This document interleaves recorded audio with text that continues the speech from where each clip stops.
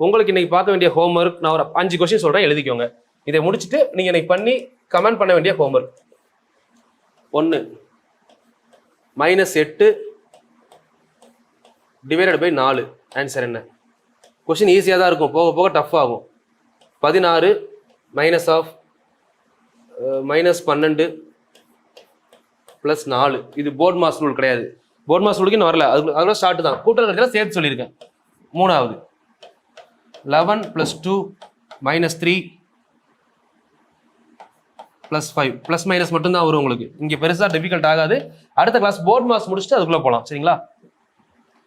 -22 divided by -2 -11.